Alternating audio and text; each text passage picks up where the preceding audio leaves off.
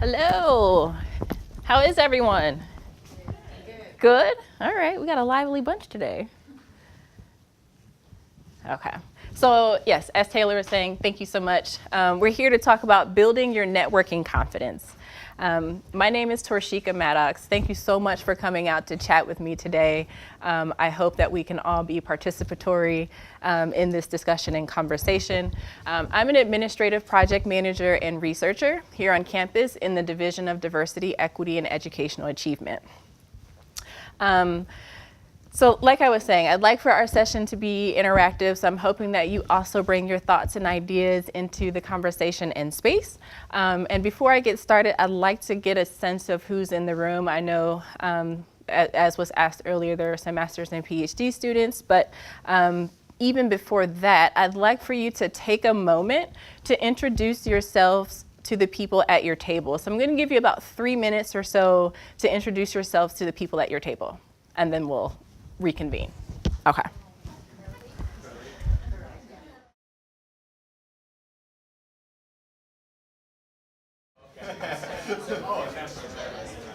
Okay, I'm gonna bring us back together.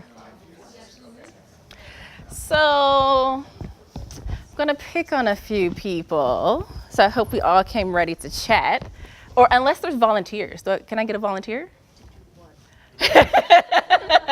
Well, I'll tell you after you volunteer. Any takers? All right. Can you introduce your partner for me? Can you give me your partner's first and last name, why they're here, what they're interested in, research interests? This is Martha. She did not. I got that right. Yeah. Okay, good. This is Martha. Mm-hmm. We didn't actually exchange last names. She's a bit of a non-traditional student. She's a surgeon who is interested in surgeon education research and has come back to UW-Madison to get a Master's of Education to that end. Okay. Thank you. Any other volunteers? You look like you might be a willing participant. Can you please introduce your table, first and last names? No? Okay. I'll pick on one more table, back here far corner. Anyone want to jump in and try to introduce your table and maybe give one passion about the people you're talking to?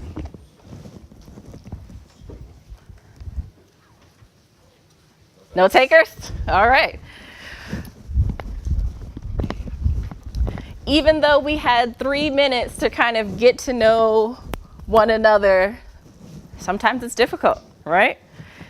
Things come and quickly leave us. I want to tell you a little bit about who I am before we kind of dive into our conversation a little bit further today. I'm a New Jersey native. I'm learning to sew. I enjoy traveling. My personality type is ambivert, and I'm excited today to talk with you about networking. So that may have felt a little bit uncomfortable, and that's okay. Hopefully by the time we get done today, you'll feel a little bit more confident about talking with others and networking and really remembering that information. So don't worry, this was just a small little self-test and self-assessment. So oftentimes in our interactions, we're passively listening, right? We're kind of waiting for that opportunity to talk about our likes, our dislikes. We're kind of only passively interested in what the other person is saying. We're just waiting for that opportunity to jump into the conversation. We might be a little more inclined to tune into a conversation if we know that the person we're interested in talking to, or if we have an immediate connection, right? We tune in. Afterwards, we might take that person's business card, but it kind of makes it to the bottom of the bag, right? Or it makes it into the trash bin and we never really do anything about it. Our network doesn't grow. So I'm going to give away the punchline here at the beginning. The most important piece to networking is making meaningful connections. We'll talk a little bit about why. So how do you define networking? In other words, what does networking mean to you? Anyone?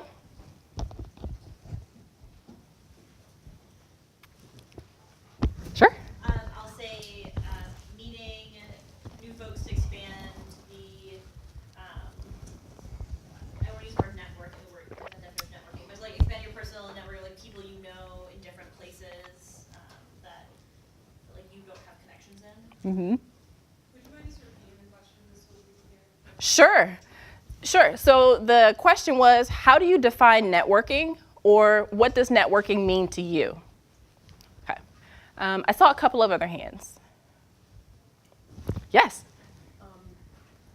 In service of meeting people you don't already know to add to your social network, learning how to approach people you otherwise wouldn't be making conversation with. Okay. So we're talking a little bit about creating connections, thinking about how to approach folks. I saw a hand here in the gray. Yes. Mm-hmm. For relationships, you can exploit those relationships for resources. So some sort of gain to be had from making a connection with someone. So we're all in the same ballpark. So the Oxford Dictionary defines a network or networking as interacting with others to exchange information and developing professional or social contacts. The Webster Dictionary takes it a step further by specifying a purpose. So they define networking as the exchange of information or services among individuals, groups, or institutions, specifically to cultivate productive relationships for employment or business. So getting to that point you were making, exploiting it for an end, right? So traditionally, when we've thought of networking, we're in these large groups and there's conversations. It may be at conferences, social gatherings, networking events. You're armed with your business cards, right? You got a stack of your resumes. You're well groomed and put together. And you've been trained to talk to as many people as possible and to collect as many business cards as possible. So, we talk awkwardly for about 10 or 15 minutes. We exchange those cards and we move on to the next person, or maybe to the food line, to recharge a little bit. But this really is akin to speed dating, right? You're just trying to march through this as quickly as possible and you're on to the next person. However, more and more networking has been defined by social media platforms, like LinkedIn or Facebook or YouTube or any number of things, whether or not we actually have conversations online, right? So we're making these connections on these social platforms, but we may or may not be having conversations and having depth to our relationships. So something that's becoming really popular is sharing or retweeting someone's post as a way of showing that you're in agreement or support with what they're saying. So you may have tens of thousands of connections, right? But many of these connections may lack quality or depth. It's really difficult to have deep relationships with, tens and thousands of people, right? So please don't misconstrue what I'm saying, as a disincentive to network. What I'm saying is that we must be intentional, active, and selfless in our networking. So why do you believe networking is important? You must see some value in it because you're here today.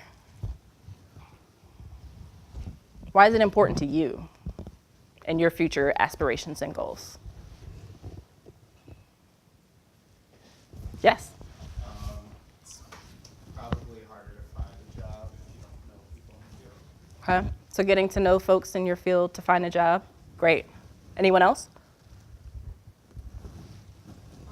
To develop collaborations, to access other kinds of resources, access to computing network or assistance in the field or something. Right. So like mentoring, absolutely. Anyone else? Why is networking important to you? What's the benefit? Yes? Expose yourself to different ideas, inspiration, or information. Absolutely. Spark interest. So it's kind of easy to, when you're thinking about, networking, to dislike it. It may feel a little self-serving. In some instances, it may feel a little manipulative because you're having, these targeted small conversations. You may feel like it's even draining, right? You gotta kind of pump yourself up to get ready to go network. You gotta find that energy. You might feel like it doesn't work for you, or you're like, I have prelims, I have work, I have class, I'm TAing, I have a family, when do I have the time to network with all of these competing interests? But believe me, you don't have the time not to commit to networking, because it can greatly benefit you in your future with some of the things that you've talked about today. So you're absolutely right. It may help you find potential employment opportunities, someone who can give you advice, mentorship, assistance, maybe even friendship develops, right? You can receive coaching. While there are many benefits to networking, the point is to make those real connections with people. I want you to think about your friends, right? If you had a friend who came up and said, hey, I want you to do this favor for me. Can you drive me to Chicago? Or, can you take me up the street or pick up a book or whatever it is, you're more inclined to want to do that favor, right? Because it's someone you know, someone you've developed a relationship with. Same thing in networking. Someone is more inclined to think of you or to want to help you in some way if they've built a relationship with you. So you can think of it as in the same way as building those friendships. So one of the things that's important when networking is understanding who you are as a person, so you can be authentic in building these relationships, because it can feel a little inauthentic when trying to develop relationships with folks who you don't know. So, does anyone know what the 3 most common personality types are? Yes? Well, someone came prepared. Yes. So the 3 main personality types are extrovert, introvert, and ambivert. Anyone want to take a shot at describing what an extrovert is, or the characteristics of an extrovert? I think we've all seen them. Yeah? Yes? They gain their energy by socializing with others, Mm-hmm. their intentions, and they are not afraid to communicate with them. Well, you guys are very well prepared. I feel like you could give part of this talk for me. You're absolutely right. So when we're thinking about folks who are extroverted, they're typically assertive, they're go-getters, they seize the day, they're the social butterflies, they're great at thinking on their feet, they're relatively comfortable with conflict, and given the choice, they usually prefer going to environments that give them frequent opportunity to speak with others, right? So they're just kind of floating around the room. I think we've all seen these folks. And so they definitely flourish in the opportunities to engage with other folks. Introvert, anyone want to give characteristics of an introvert? I feel like it might be an easy one, but I'll throw it out there. Anyone? Sure. Compared to extroverts, a person who gets their energy from being alone, whether or not they like socializing, it's not what charges their batteries. Right. And you guys are spot on with talking about this energy piece and what helps you to be your best self. So an introvert is someone who usually likes to devote their social energy to small groups of people that they care about, preferring maybe, a glass of wine with a close friend or a small coffee date or something like that, but a setting that's a little more intimate. Introverts are more deliberate, so they're more likely to think before they speak, take a little bit more time to respond, and are more deliberate in their approach to risk. And so they have a very active inner life, and they're at their best selves when they tap into that. How many of you are well-versed or know much about ambiverts? I feel like this is something that we're talking a little bit more now because we primarily have focused on intro and extroversion. Anybody want to take a stab at defining ambiverts? Don't all jump at once. In the back. Is it somebody who can adjust to their environment? So, right, ambiverts are a little bit of both, right? They fall somewhere in between that introvert and extroversion spectrum.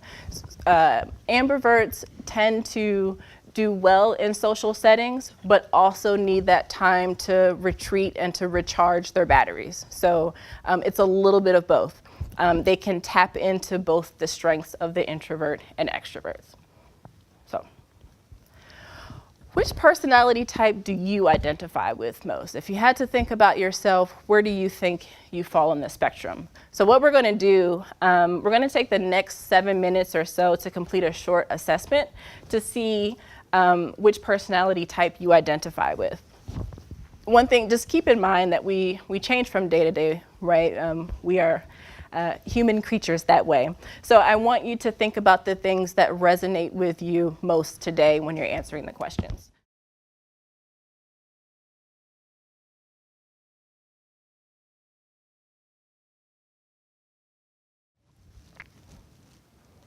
So if you have a score of 38 or more, you fall into the introvert category. For those of you who are between 22 and 37 points, you fall into the ambivert category. And for anyone who has a score of 21 or less, you fall into the extrovert category. Can I get a show of hands for those of you who are extroverts? All right. Show of hands for those of you who are ambiverts. A good bunch. Okay. And then show of hands for those of you who are introverts. All right. So it looks like our introverts and ambiverts make up a large portion of our group today. Anyone surprised by where they fell? Yes? No? Okay. So you had a good idea of where you sat. So what? We know our personality type. Now what? It's important that we play to our strengths when we're networking. For those of you, or the one of you in the room who is an extrovert, it'll be important to make sure you're not dominating the conversation, right? And you want to allow others to be participatory. So you come with an energy that's very bright and could easily fill the room, right? So you just want to make sure that there's that balance. For those of you who are introverts, it'll be really important for you to make sure that you're participating in the conversation, so the person that you're talking with knows that you're engaged in that conversation. And for those of you who are ambiverts, it could go either way, right? So you want to make sure that you're doing that self-inventory as you're participating in these networking events, to see where you're leaning that day and to adjust accordingly.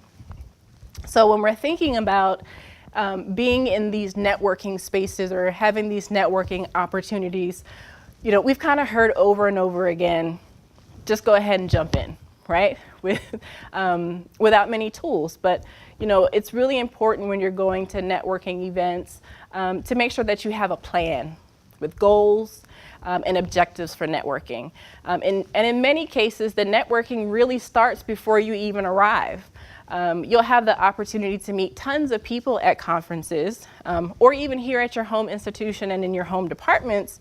So it'll be really important for you to make a list of people that you want to see. So when we're talking about that planning and those goals, for the people that you've identified on your list, you kind of want to see what they're working on, right? Many of us have websites and pages where we talk about our personal hobbies and interests. Maybe you find something to connect on, right, to help spark up that conversation in a very authentic way. So develop a list of questions you would like to ask. See if you have friends in common.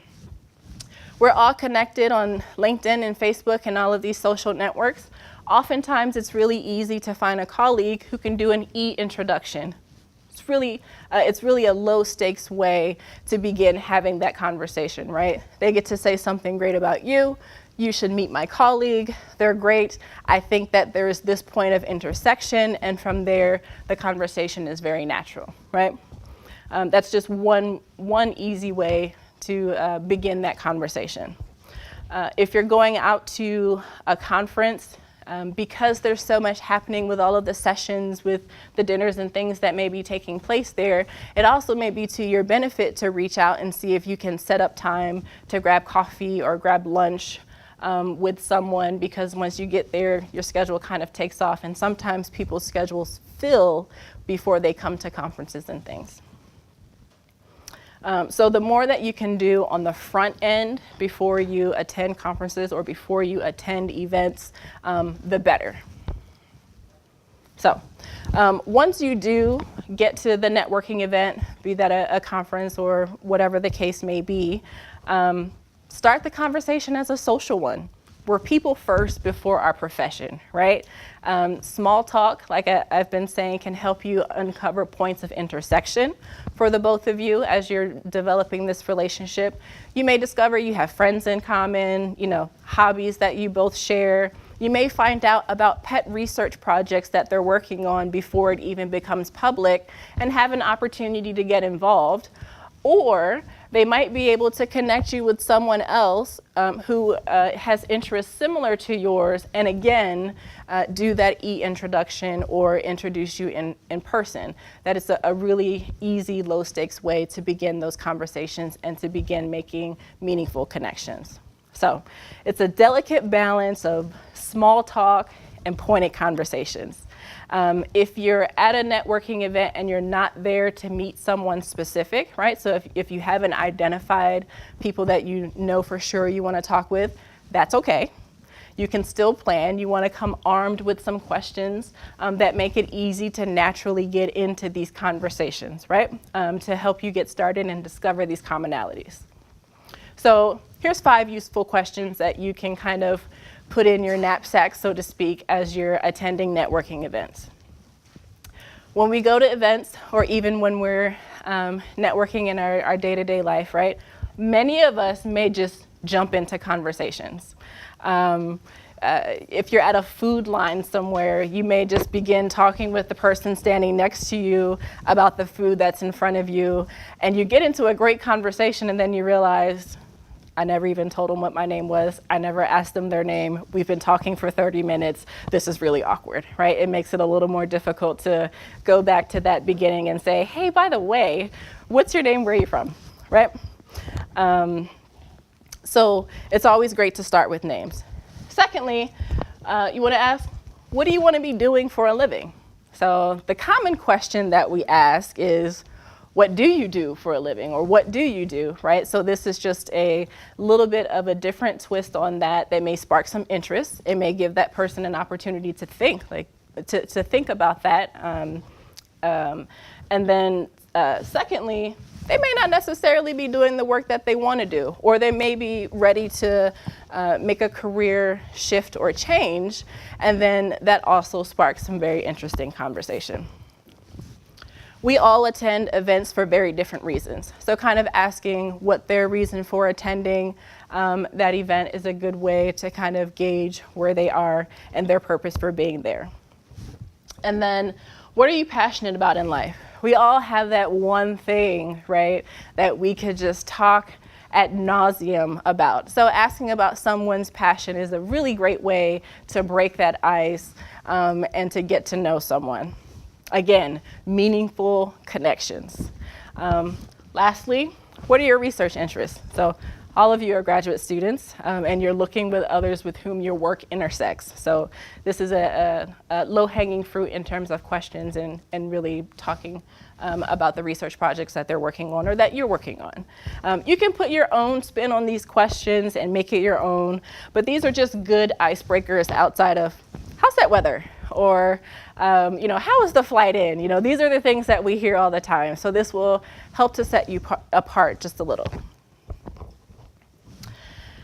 Actively listening. How many of you have been, be genuine, sorry. How many of you have been in a conversation with someone and you could tell that they were just passing pleasantries before they got to what they really wanted? Anyone? You're kind of like, I can tell you're just kind of waiting to get to the thing. How did you feel about that? How did you feel in that moment? Impatient? Yep. Anyone else? It makes them seem a little disingenuous. Mm. Like, if you don't want to be socializing with me, don't try and flirt reality. Right. Not so great. It doesn't make you feel so great about the request that's coming. How would you have wanted someone to approach you? If they want something, just come out with it. Just come out and ask, right? like you were saying, we can all tell when someone is being disingenuous. And I can't underscore enough, being your authentic self. That doesn't mean we won't stumble, it doesn't mean it won't take practice, but practice makes perfect. So practicing with other graduate students is really important. Taking those questions when you go to mixers that are happening on campus, or when things are happening in your department, particularly if you're newer in the department, some are larger than others. This is a great way for this to begin to feel ingrained or a part of you, so it doesn't feel like I'm just saying these things so that I can get to this ask or get to this question, right? Because again, we're underscoring building real connections. So I want you to think about a few questions. You don't have to raise your hand, so I'm not going to put you on the spot, but who can tell me where I'm from? Okay, don't feel inclined to raise your hand if you don't want to, but you can if you want. Who can tell me what I enjoy? Who can tell me what I'm learning? Okay. Who can tell me what my personality type is? I got a few more on that one. If you hesitated on these questions, then it's important for you to be extra vigilant to hear what others are saying. It's really common, like I said, in the beginning of the conversations for us to kind of tune out on those pieces, but that's where we get the most important pieces of information, who we are, and we begin talking about ourselves. So one good trick when you're thinking about names is to use a person's name 3 to 4 times in the beginning of a conversation. So if you're introducing yourself, hi, my name is Torsheika, nice to meet you. Oh, Christy, fantastic, Christy, it's so nice to meet you. Christy, tell me where you're from. But the more that you can repeat that early in your conversations, the more likely you are to remember that name, so you have fewer of those awkward moments of, I walked away from this person and I have no idea who they are, and I hate to ask if you didn't get a business card, right?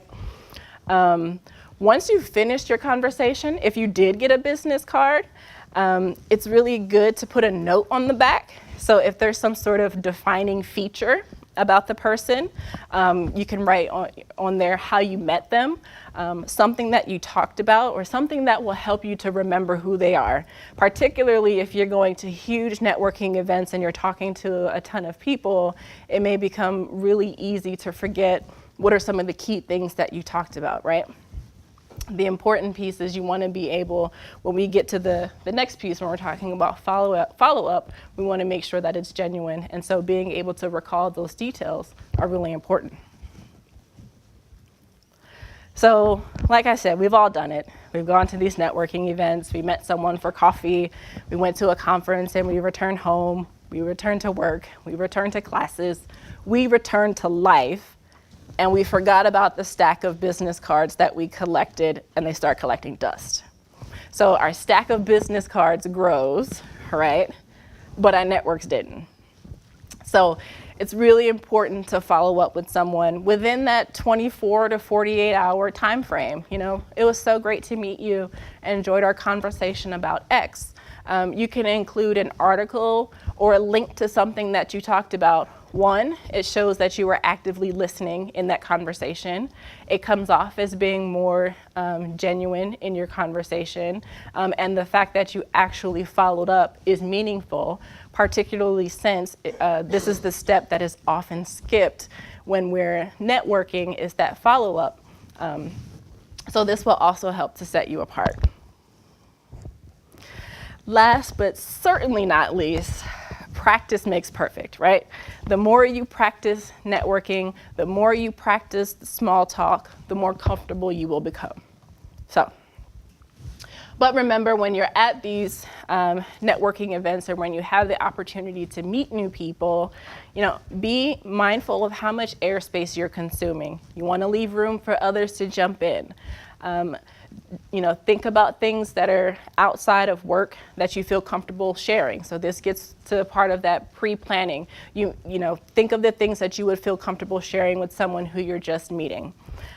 Be sure to ask genuine questions of others you're talking to.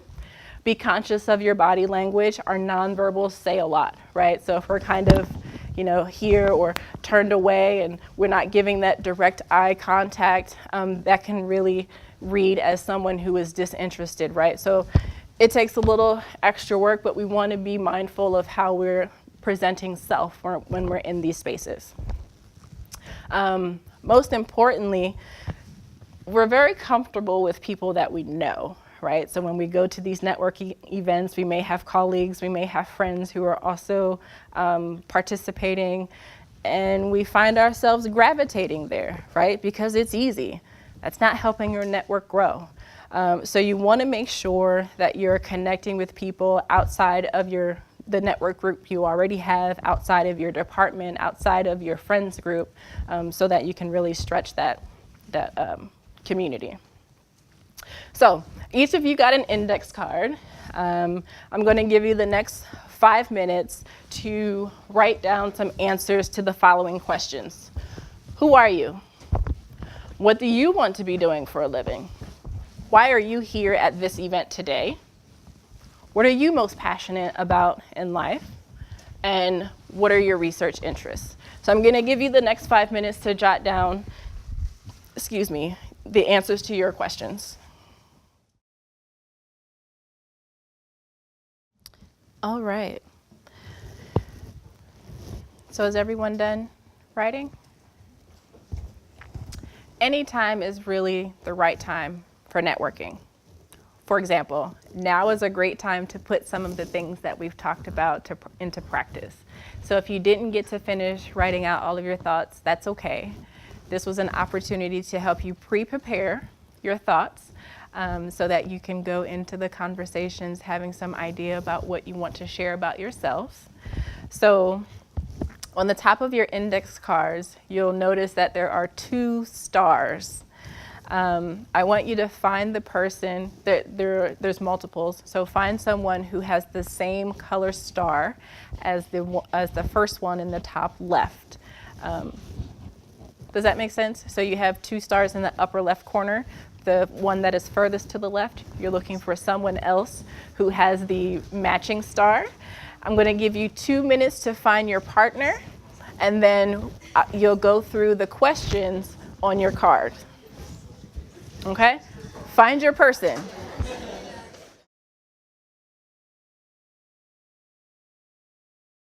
If you can hear me, clap twice. All right. So we are going to switch. We're now going to find the person with the second matching star, and we're going to begin a new conversation with a new partner. Okay? I know, it can be a little intimidating having to start over because you have built such great bonds with your first partner. But we must part ways for a short while we build a new connection. So I'll give you a few minutes to find your next partner, and then we'll go through the questions again. Okay? All right.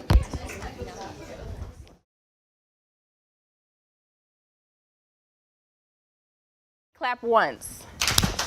All right. Thank you. So we're going to all come back together.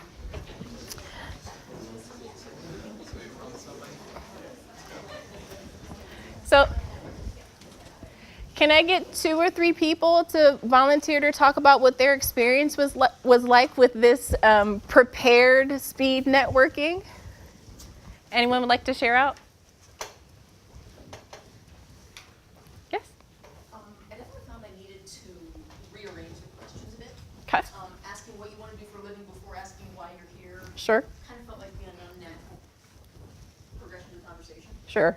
But having that script definitely made it a lot easier to get started. Mm-hmm. And then once you get started, the rock's been pushed off the ledge and rolling downhill. Right. Kind of sped up really quickly. Yeah. Good. Anyone else? What was your experience like? Yes. Yeah, I think that was really helpful. I mean, most often I found that I didn't have to go through the questions exactly as they are. Mm-hmm. And upon introduction, we can just move into other areas. And sometimes we even talk about things that are not on the list. Yeah. So I find that, if you can keep 1 or 2 things in your head and open up with that, then there's so much that you can explore with the person. Yeah. Yeah. Yes.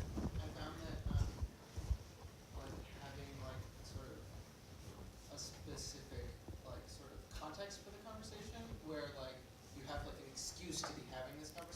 Yeah. Or like an excuse to be talking about specific aspects of it makes it a lot easier. Yeah. So like, it's easier in this workshop, but I'm imagining like making for myself like, a game about like how to like, these are the excuses that I'm making for myself to make myself actually have these conversations. Good. I'll take one more if anyone else wants to share. Okay. So you're right. This helps to give you an introduction into the conversation. We may be at an event or we may be at a conference that has a particular topic, but it still requires a little bit of extra effort and a little bit of work to build that connection with someone. But you're right. If you have a gateway set of questions or some gateway thoughts or things to talk about, it makes it much easier to begin opening up about yourself, learning more about others, and even thinking about how you could, connect those who you're meeting with people who are in your networks. So that's kind of that selfless piece, right? In having that conversation, initially you may say, I'm not certain how we may come together in the future, but maybe you'll be the connector for someone else, and someone else who is networking will be a connector to you. So networking is definitely multi-purpose, but really, I just want to underscore that pre-preparation piece, right? When you're thinking through what are some of the things that I'm willing to share with someone who I don't know yet, to build that meaningful conversation, and what are some things that I can talk about to really make it easy to get into that conversation, to build connections, and hopefully future collaborations or mentorship opportunities, or opportunities to collaborate on research, right? So just a reminder, authenticity is key. I mean, we talked about that earlier. We can all tell when someone is being disingenuous, so keep it real, be yourself. And many of you did that in using those questions in a way that felt natural to you. That's exactly what you should do. While it's good to have a network with breadth, you want to make sure that there's depth to your relationships, right? You want to make sure that while you have tons of connections, that you're really developing meaningful relationships with people who are in your network. And proper planning and preparation prevents particularly poor performance. So, network early in your academic career and network often. Even though we took a short amount of time to build connections here, you just don't know where the people you met today, where you may meet them down the line, or how you may intersect again. So don't forget to grab, the contact information for those who you've met here, because your colleagues are also a part of your network. Thank you.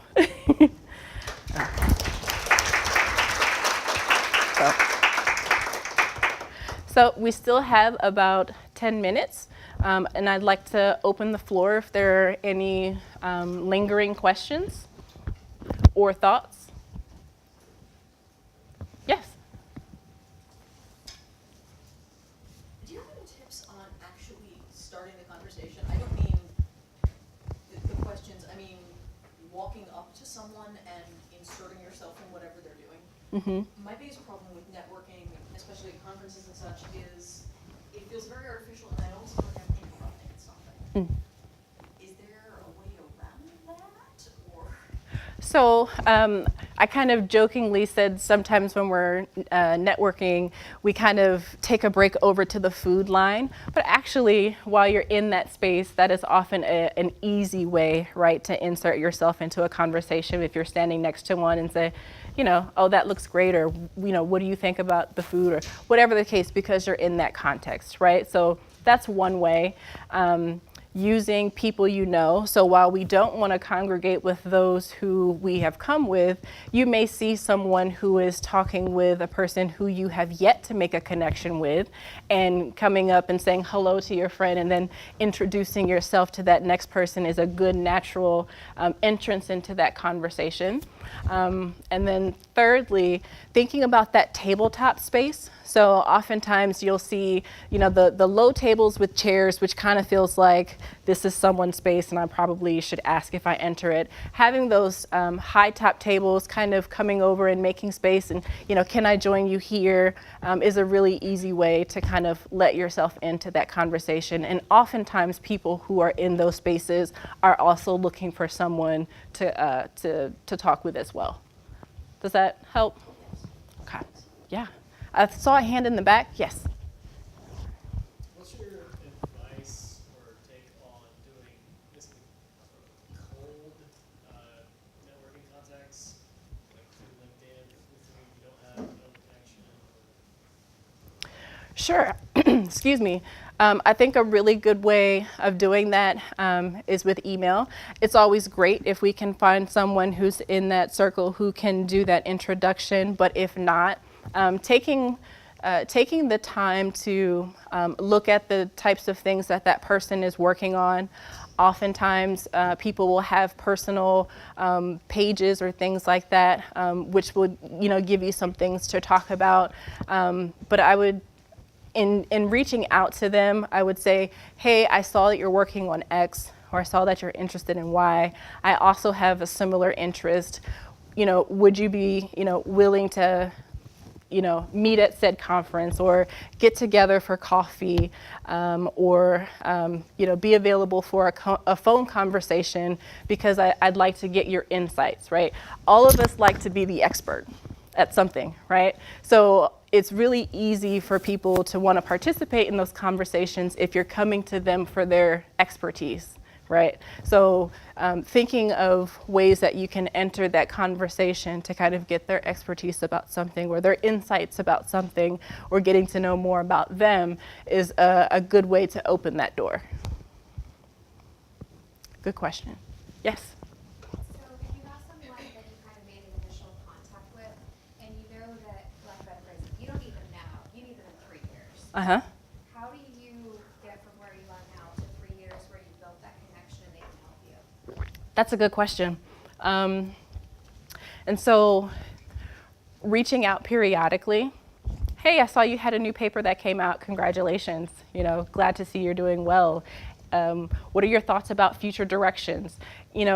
Having multiple points of contact is great. If you're going to a conference and you see that they're going as well, hey, let's meet up for coffee, or asking them which sessions they're attending. It keeps your name or your image fresh in their mind, right? And they're like, oh, I know this person. I'm expecting to meet them, in very easy ways you can begin building a relationship long term, which is great, right?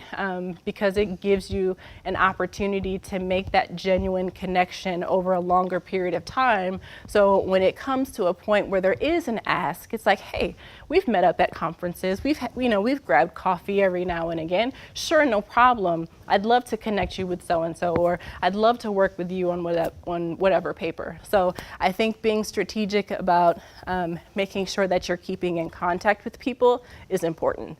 And another good way to build contacts or connections, particularly if you're interested in working with a specific faculty, is taking their courses, or finding other ways to interface with their work. Is there a certain amount of time? I mean, make sure you reconnect every block. Whatever. Every 6 months or so, particularly if you're thinking about a longer stretch, if you begin developing that relationship more, that may become more frequent, but at least a couple times a year. Yes. Yeah, sure. I feel like in a lot of times the connection that you can make is a mutual thing. Like depends on how that person is reacting to you. I mean, like not everybody may be connecting with you. Right. And I think that is the source of most of the confidence. Like if one conversation goes well, and then you go to another one, and then you can start another one. But if you meet a few people who are not as open to talk to you, for example, and everything went awkward, so your confidence will just go down because of that, and you feel that it drains your energy to go to the next person. So I just wonder whether you have any tips on that. And sorry, and more than that, I have another question. Sure. So, and you was talking about making genuine connections, and at the same time that when we talk about networking, we kind of refer to the situation that we talk to a lot of people, and so I also see a contradiction there about talking to many different people and making meaningful connections. So because when you have in your mind an agenda to talk to many different people, that kind of discount a little bit on your casualness and how you're going to connect to that person. So yeah, I don't know what is my question. Sure, that's okay. And I'll try to answer the second one first, and then we'll come back to the first one. So you make a valid point, right? So when we're thinking about conferencing, there's tons of people there to meet, right? But we also talked about that planning and having your own goals and objectives. They can be as large or as small as you would like them to be. So you may go and introduce yourself to a number of people, but the point is that you want to be intentional about the relationships that you're building depth with, right? So we talked about there may be this breadth of connections and relationships, and maybe you connected at some level in that conversation, and it may be more superficial than others, but you want to be intentional with the people who you want to follow up with, and the people that you want to build a deeper relationship in the right now, right? So while you may be meeting a number of people, it's that intentionality piece. Does that help with that piece? And then could you restate your first question for me? I'm sorry. About a mutual thing, like I think a lot of our confidence comes from that. Right. So, right, networking is hard. Most of the room in here, we're introverts and ambiverts, right? And we need kind of that energy to be able to participate, and our confidence can take a little bit of a hit, right? So it's really important to think about what are the low stake places where I can begin building my networking confidence. So some of that may be departmental mixers. That's very low stake. You may not know all of the faculty there, but that gives you an opportunity to begin using some of the questions to start conversations. You have access to students who work with these faculty, so you can get some understanding about the research projects that they're working on. You have their websites where you can see the projects they're working on, the classes that they're teaching. Start local. There's also other graduate students in your program, right, who are at the same level, above or below you. Start networking there. So that helps to build your confidence and get out the pre-networking jitters, so to speak, right? So as you're figuring out how you will, or what your approach is to networking, you can do that with those who are closer to you, so that when you go to events and it's people who are unaffiliated with your institution, unaffiliated with any of your graduate circles here, you'll have a little bit more confidence going into that space. Does that help? Okay. And a good way of doing a little bit of that outside of your department, the graduate school regularly holds mixers. So I would encourage you to participate in the mixers that they have. Set a goal for yourself. How many graduate students do you want to meet? How many people do you want to have in-depth conversation with? So that's that in-between stage from, being in your home department and having some sort of external conference or event. So definitely maximize on that opportunity to practice, because the more you practice, the better you get. So I recognize that we are at time. However, if anyone had additional questions, I'll stick around for a bit. But thank you so much for coming and chatting with me. I hope you have a great rest of your afternoon. Thank you.